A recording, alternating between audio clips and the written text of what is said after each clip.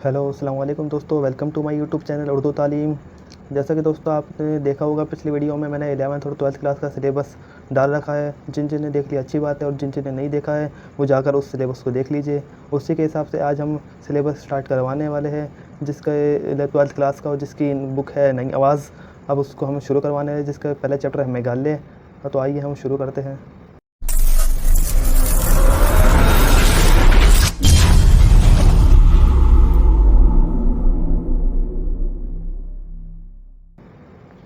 दोस्तों, ये जो कहानियाँ शुरू होती है वो हिस्सा नसर से शुरू होती है। ये सब सारी की सारी कहानियाँ हिस्सा नसर में आती है।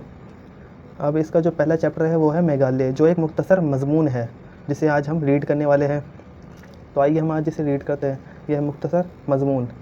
उर्दू में मुख्तसर मज़मून निगारी का आगाज़ सर सैयद से होता है। इन्होंने इस सिन्फ़ को समाजी इस्लाह के वसीले के तौर पर इस्तेमाल किया है। इसके बाद मज़मून निगारी भी एक सिन्फ़ की हैसियत से राइज हो गई। समाजी मौज़ूआत के अलावा इल्मी, अदबी, फ़लसफ़ियाना, साइंसी, सवानी और दीगर मौज़ूआत पर भी मज़ामिन लिखे गए हैं। हाली शुबली, मोहम्मद हुसैन हज़ाद, नज़ीर अहमद, मीर नासिर अली, नियाज़ फ़तेहपुरी, रशीद अहमद सिद्दीकी, मिर्ज़ा फ़रतुल्लाह बैग, अबुल कलाम आज़ाद, ख्वाजा ग़ुलाम अल सिद्दीन वगैरह उर्दू के अहम मज़मून निगारों में शुमार होते हैं। तो देखा जैसे कि ये सारे के सारे जो राइटर हैं वो इन सब चीज़ों में मुख्तसर मज़मून में शुमार होते हैं। मुख्तसर मज़मून एक शक्ल इंशाइया कहलाती है। क्या कहलाती है? मुख्तसर मज़मून एक शक्ल इंशाइया कहलाती है। इंशाइया और मज़मून में कोई ख़ास फ़र्क नहीं है, लेकिन आम तौर पर इंशाइया में मज़ाह और तंज़ीयो मज़ाह निगार का रंग होता है। इंशाइया निगार अक्सर बातें पैदा करने के हवाले से या अक्सर अपने हवाले ही के बारे में बयान करता है। तो देखा कि आपने मुख्तसर मज़मून क्या है। अब हम इसके रिलेटेड हम इसके चैप्टर पढ़ेंगे। इसके चैप्टर नीचे है, जिसका नाम है मेघालय। ये मेघालय बहुत अच्छा चैप्टर है, इसे आप पढ़ेंगे तो आपको बहुत अच्छा लगेगा। आइए इसे पढ़ते हैं। मेघालय। ऊंचे नीचे खूबसूरत पहाड़ी सिलसिले, गहरी खाइयाँ और उनके दरमियान राग अलापती आड़ी तिरछी बल खाती हुई नदियाँ और पहाड़ों की चोटियों से गिरते आबशार सियायों को दावत निज़ार देते हुए ये खूबसूरत सूबा मेघालय कहलाता है, जिसे 2 अप्रैल 1970 में आसाम के जनूबी हिस्सेदारों में खासी और जंतियार पर्वतों के इलाकों को अलग करके तश्कील दिया गया। ये आपको पूरी लाइन वो इम्पोर्टेंट है बहुत ज़्यादा, ये आपको ध्यान में रखनी है, इससे क्वेश्चन ज़रूर आते हैं। अब इसके बाद है इसके लिए शुमाल में सूबा असम और जुनूब मगरिब में बांग्लादेश है। उसका कुल रकबा 22,500 मुरब्बा किलोमीटर है। कितना है? कुल मुरब्बा 22,500 किलोमीटर है। इसकी आबादी तकरीबन 10 लाख है। इसकी आबादी कितनी है? करीबन इसकी आबादी 10 लाख है।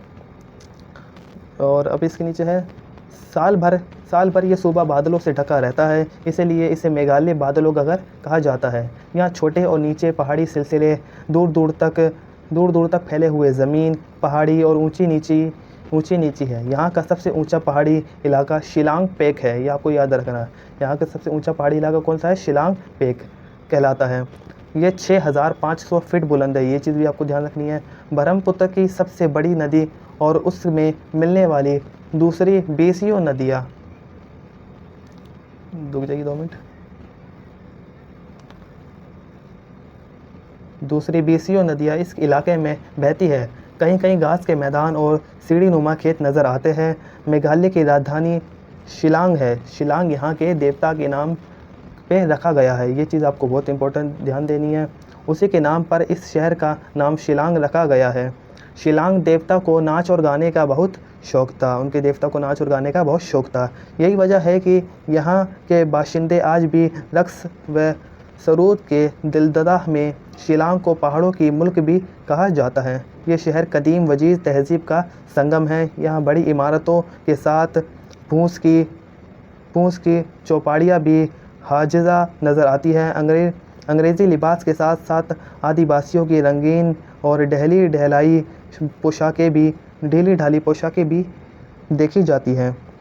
क्रिकेट, पोलो और गोल्फ़ यहाँ के पसंदीदा खेल है। कौन सा है? क्रिकेट, पोलो और गोल्फ़ यहाँ के पसंदीदा खेल है। हफ्ता के दिन यहाँ घोड़ों की रेस होती है। यहाँ का पोटिकल पार्क बहुत मशहूर है, जिसमें दुनिया भर के तकरीबन किस्म के पौधे लगाए पौधे लगाए गए हैं। इसी के करीब वार्ड लेक नाम की एक झील है। वार्ड लेक नाम की एक झील है जो घोड़े की नाल से मुशाइबा है यानी बनी है।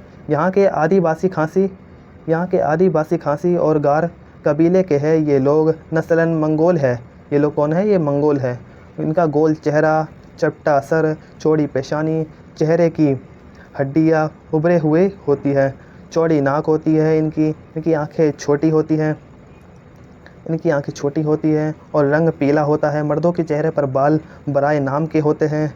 आबादी का ज़्यादा हिस्सा ईसाई मज़हब का पीरो है जो अपने कदीम रस्म विरास और तौर तरीके के लिए अपनाए हुए है। ये चीज़ आपको बहुत इंपॉर्टेंट है, ध्यान रखनी है, बहुत इंपॉर्टेंट है ये। यहाँ औरत को एक ख़ास मकाम हासिल है। यहाँ विरासत की हकदार औरत ही कोई होती है। विरासत की हकदार कौन होती है? औरत ही होती है। वो घर की मालकिन भी होती हैं। यानी कि देखिए खासी जनजाति है जहाँ पे सारी संपत्ति, सारी जायदाद का हकदार औरत ही होती है। और यहाँ देखिए, यहाँ लिखा है कि खानदान उसी के नाम से चलता है और मर्द उसका मददगार सिलाकार होता है। जैसे कि आपने देखा है कि यहाँ पे उल्टा हो रहा है। खासी जनजाति में तो औरत का अदब होता है, उन पे सारी संपत्ति का पूरा उनके पास अधिकार होता है। जहाँ पे यहाँ की बात की जाए तो यहाँ पे मर्दों का अधिकार होता है संपत्ति पर और हर चीज़ पर मर्दों का ही हकदार होता है। लेकिन वहाँ उल्टा है, वहाँ औरत को ये दर्जा दिया जाता है। तो हम कहाँ पे थे? हाँ, यहाँ औरत को एक ख़ास मकाम हासिल है। विरासत की हकदार सिर्फ औरत ही है। वो घर की मालकिन भी होती है। ख़ानदान उसी के नाम से चलता है। मुराद इस मददगार सलाहकार होता है। औरत के मरने के बाद जायदाद लड़कियों में से सबसे छोटी लड़की को दी जाती है। जायदाद माँ के मरने के बाद जायदाद जो है सबसे छोटी लड़की को दी जाती है। बाज़ार भी ख़रीद व फ़रोख्त का काम औरतें ही करती है। जो बाज़ारों का काम है वो औरतें ही करती है। ये पेट पर अपने बच्चों को कपड़े से बांधे हुए सर पर बोझ उठाई नज़र आएगी। ये क्या करती है? ये काम के वक्त अपने बच्चों को अपनी पीठ पर लाद लेती है और वह सारे कार्य करती है। यहाँ की एक कहावत है, कौम औरत से ही पैदा होती है। ये भी सही बात है, कौम औरत से ही पैदा होती है। इसलिए यहाँ औरत को सब कुछ समझा जाता है। सूबे में खासी और गारो नाम के दो कबीले ही खास है और इन्हीं के नाम से यहाँ जाने जाते हैं। आदिवासियों के रस्म विराज कुछ फ़र्क भी है। शादी के बाद शौहर को बीवी के घर रहना पड़ता है। यहाँ देखिए, शौहर को बीवी के घर रहना पड़ता है। यहाँ क्या होता है कि यहाँ बीवी को शौहर के घर रहना पड़ता है, लेकिन खासी जनजाति में उल्टा है। यहाँ पे शौहर को बीवी के घर रहना पड़ता है और 2-3 बच्चों के बाद ही अपना मकान वह बना सकता है। जैसे कि देख सकते हैं आप, ये कितना बढ़िया चैप्टर है और इस चैप्टर को पढ़ने में बहुत मज़ा भी आ रहा है। और इसी तरह आप इस चैप्टर को रीड भी करिए और इनके क्वेश्चन आंसर बनेंगे जो आपके बोर्ड एग्ज़ाम, प्री बोर्ड में जो आपके काम आएंगे। अब आगे बढ़ते हैं। एक कबीले में ये दस्तूर है कि शादी से पहले तमाम लड़के नोक पांटे नाम के एक बड़े मकान में रहते हैं। शादी के लिए रस्म यह है कि शादी की ख्वाहिशमंदगी लड़के लड़की के यहाँ जमा होकर अपनी अपनी बहादुरी के कारनामे बयान किए जाते हैं। ये सिलसिला उस वक्त तक जारी रहता है जब तक लड़की किसी लड़के का इंतखाब नहीं कर लेती। उसी के बाद लड़के और लड़की को अंगूठी पहना दी जाती है। फिर पूजा और मंत्रों के पढ़ने के बाद शादी कर दी जाती है। जैसे कि आपने देखा कि यहाँ पे शादियों के रस्म रिवाज कैसे है, यहाँ पे कैसे पूजा होती है, कैसी शादियाँ होती है, कैसी चीज़ें होती हैं। अब आगे बढ़ते हैं हम। दूसरा तरीका यह है कि लड़के का पैगाम लड़के के घर वालों को दिया जाता है। फिर अच्छे शगुन के बाद लड़के का हाथ लड़के के मामू पकड़कर पुजारी के सामने कर देता है और 3 मछलियों के फर्श पर शराब डाली जाती है। फिर शादी कर दी जाती है। यहाँ ज़्यादा बारिश होने का सबसे घने जंगल है। यहाँ ज़्यादा बारिश होने के सबब घने जंगल है। यहाँ पे घने जंगल भी है। यहाँ के लोग शिकार के भी शौकीन हैं। यहाँ के लोग शिकार भी करते हैं। शिकारी कुत्तों को साथ लेकर शिकार खेलते हैं। शिकार में तीर कमान फेंदते का इस्तेमाल करते हैं। एक दरख्त की छाल के रस कोंदी में डालकर मछलियों का शिकार किया जाता है। इससे मछलियाँ मर कर ऊपर आ जाती हैं। यहाँ निशानेबाजी के मुकाबले भी होते रहे हैं। एक और गांव के निशानाबाज दूसरा गांव के निशानाबाजों से मुकाबला करता है। इसलिए एक हज और कुछ बीच मुकर्रर किए जाते हैं जिनका फ़ैसला सबके लिए काबिल कबूल होता है। शोर व गुल सूबे में आम तौर पर चावल, गोश्त, मछली और आलू, साबुत दाने के दरख्त के गूदे हुए आटा, खाया जाता है। गैर ईसाई खांसी बाशिंदे दूध इसलिए बनी हुई चीज़ें नहीं खाते। पूरे सूबे में छालियाँ बहुत शौक़ से खाई जाती हैं। दुनिया का सबसे ज़्यादा बारिश वाला इलाका चेरापूंजी है। ये आपको ध्यान में रखना है कि दुनिया में सबसे ज़्यादा बारिश होने वाला इलाका कौन सा है? चेरापूंजी है, इसी सूबे में है। यहाँ आब व हवा मरतूब होने की वजह से पीच, मलेरिया और हैजे की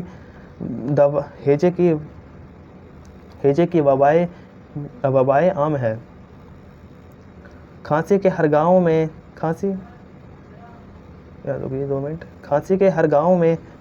पंचायत होती है जो आपस के झगड़े को छुटकाती है। देखा होगा आपने गांव में कि पंचायत ही सारा फैसला करती है, सारे झगड़ों वगड़ों का, शादी वादी का सारा काम वही करती है। पंच और गवाहों के बयान पर फैसला दे दिया जाता है।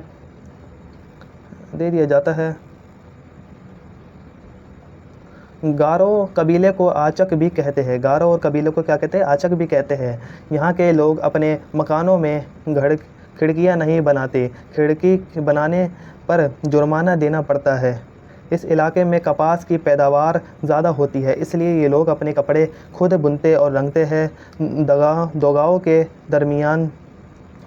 के दरमियान एक सराय होती है जिसे आलता कहते हैं। यहाँ मुसाफिरों की हर किस्म की सहूलियत मुफ्त फराहम की जाती है। इस सूबे में आम तौर पर सीढ़ी नुमा खेत बनाकर खेती की जाती है। क्या बनाकर? सीढ़ी नुमा खेत बनाकर खेती की जाती है। ज़मीन किसी की मिल्कियत नहीं होती। यहाँ की फसलों में चावल, मक्का,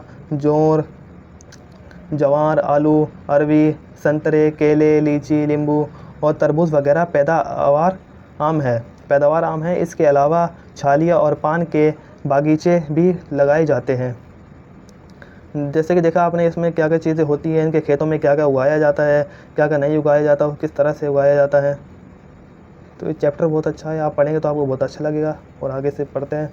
सूबे में खांसियों के स्मारक, अस्थि छत्रियाँ, कलियों के घनघाट, पत्थरों के मशमे काबिल दीद है। यहाँ के बेशुमार नदाइयाँ और आबशार है जो सूबे की खूबसूरती को दो बाला के किए हुए हैं। एगल, स्वीट, एलिफेंट और मौसमी आबशार मशहूर होते हैं। यहाँ पे देखा कि आपने यहाँ पे क्या क्या चीज़ें मशहूर है। यहाँ पे बस ये चैप्टर होने वाला है, थोड़ा सा और ये चैप्टर रह गया। यहाँ खासी, गारो और असामी ज़बानें बोली जाती हैं। इनके अलावा कुछ इलाकाई ज़बानें भी बोली जाती हैं। रिसाले और रोज़नामे भी शाया होते हैं। यहाँ की 2/3 आबादी तालीम याफ़्ता है। हुकूमत हिंद ने इस सूबे की तरक्की और यहाँ के अवाम की फलाह व बहबूद के लिए स्कूल, कॉलेज और अस्पताल वगैरह खोले हैं ताकि ये सूबा भी दीगर सूबों की तरह मज़ीद तरक्की कर सके। जैसा कि आपने देखा कि चैप्टर पूरा हो गया है। अब हम इसके क्वेश्चन आंसर को नज़र करेंगे। हम इसके लफ्ज़ मायनों को भी देखेंगे। जब भी आप देखिए चैप्टर पढ़े तो सबसे पहले लफ्ज़ मायनों को भी पढ़े, क्योंकि लफ्ज़ मायने बहुत आसानी से हमें समझ आ जाते हैं। जो चैप्टर को पढ़ते समय जो मुश्किल लफ्ज़ आते हैं, अल्फाज आते हैं, वो लफ्ज़ मायनों में ही होते हैं। और सबसे पहले आपको लफ्ज़ मायने ही पढ़ने, ताकि जो मुश्किल वर्ड आए पढ़ने में चैप्टर को, तो उससे आप समझ सके कि हमने ये पहले पढ़ रखा है। तो हम ये पढ़ते हैं। लफ्ज़ मायने है ये देखिए लफ्ज़ मायने हैं। ये लफ्ज़ मायने हैं। पहला तो है आबशार, जिसका है झरना। आबशार का मतलब है झरना। दावत नज़ारा का मतलब है देखने की दावत। फ़तेहमंद का मतलब है जीता हुआ। मरतूब का मतलब है गीला या फिर नम। मिल्कियत का मतलब है जायदाद। काबिल दीद का मतलब है देखने के लायक। कबीले का मतलब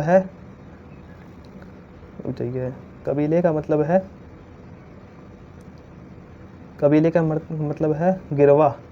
और दिलदाद का मतलब है शौकीन। नफूस का मतलब है नफ्स की जमा रूहे हस्तियाँ। यहाँ नफूस से मुराद लोगों से हैं। सरूद का मतलब है नगमा, गीत या फिर राग। और वस्ती का मतलब है दरमियान। दफातर का मतलब है दफ्तर की जमा या फिर ऑफिस। आगे और पढ़ते हैं हम उसके। और है पीरो का मतलब है मानने वाले, पीरो का मतलब है मानने वाले। और फलाह, फलाह बहूद का मतलब है भलाई या फिर बेहतरी।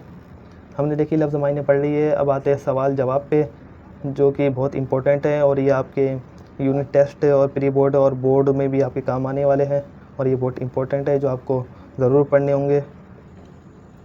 तो देखिए, अब पूरे चैप्टर के पढ़ने के बाद हम आते हैं हम सवाल जवाब पे। इसके पूरे 6 सवालात हैं जिसे हम एक एक करके पढ़ेंगे।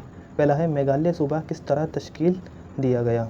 इसके नीचे आंसर है, ये मेरे खुद के बनाए हुए आंसर हैं जिन्हें आप देख सकते हैं।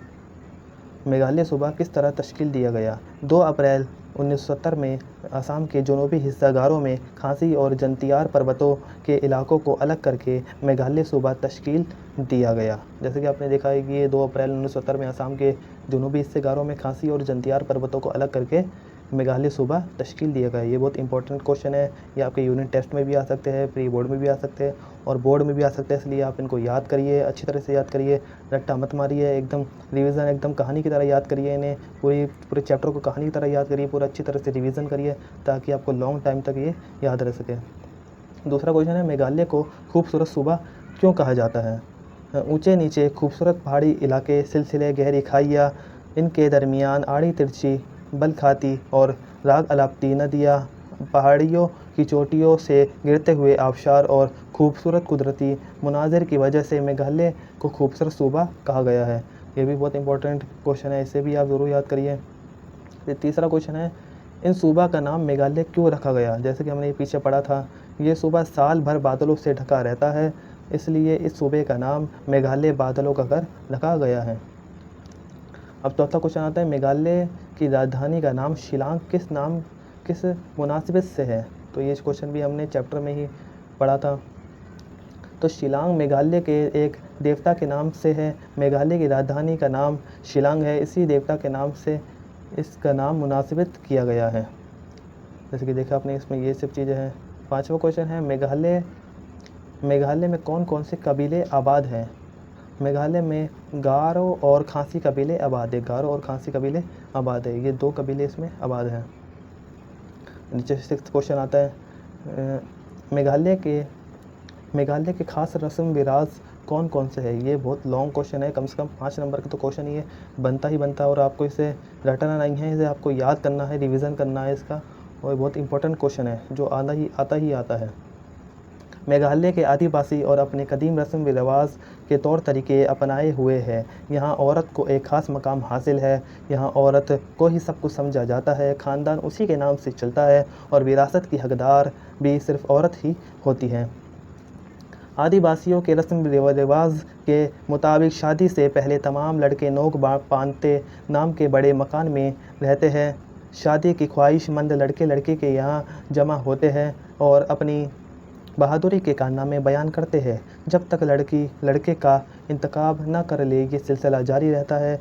इसके बाद लड़के और लड़की को अंगूठी पहना दी जाती है। पूजा और मंत्रों के पढ़ने के बाद लड़की को अंगूठी पहना दी जाती है। पूजा और मंत्रों के पढ़ने के बाद शादी कर दी जाती है। शादी के बाद शौहर को बीवी के साथ घर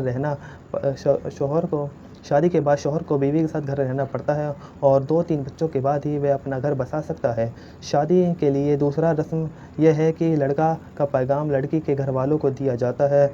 फिर अच्छे शगुन के बाद लड़के का हाथ लड़की के मामू पकड़कर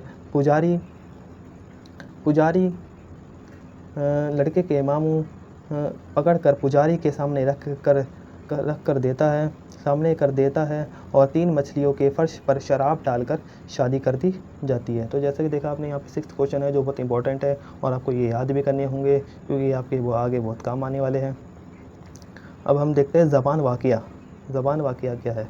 ज़बान वाक़िया एक कदीम वजीद रस्म व रिवाज, शोर व गुल, खरीद, ज़रूफ़त, फलाह व बहबूद, अल्फाज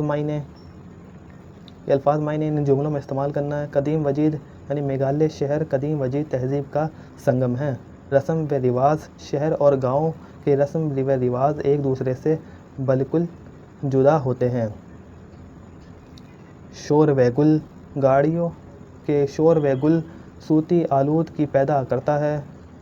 खरीद फरोख्त त्योहार के मौक़ों पर खरीद फरोख्त का बाज़ार गर्म रहता है। फलाह बहबूद हमें कौम की फलाह बहबूद के लिए हर दम को शाह रहना पड़ता है। हर दम को शाह रहना पड़ता है। तो हमारे ये लफ्ज़ मायने भी पूरे हुए। अब नीचे आते हैं। नीचे लिखे हुए जुमलों को सही लफ्ज़ में पूरा कीजिए। अब शिलांग को ये हमारे खालिस्तान भी नहीं कह सकते, खालिस्तानी है हमारे। इसमें सही टिक करके एक चूज़ करना है। शिलांग को पहाड़ों की डैश कहा जाता है। क्या कहा जाता है? मुल्क, नदी या रानी। क्या कहा जाता है? मुल्क कहा जाता है। शिलांग को पहाड़ियों की मुल्क कहा जाता है। दुनिया का सबसे ज़्यादा बारिश वाला इलाका डैश है। शिलांग, चेरापूंजी या आसाम। क्या है? चेरापूंजी। दुनिया का सबसे ज़्यादा बारिश वाला इलाका चेरापूंजी है।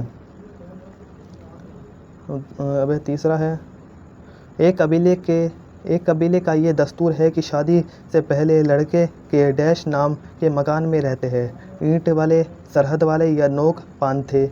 तो हमारे हो गया होगा नोक पांथे वाला। ये सही हमारा आंसर हो जाएगा। एक कबीले का ये दस्तूर है कि शादी से पहले तमाम लड़के नोक पांथे नाम के एक मकान में रहते हैं। तो ये भी हमारे ये पूरे हुए।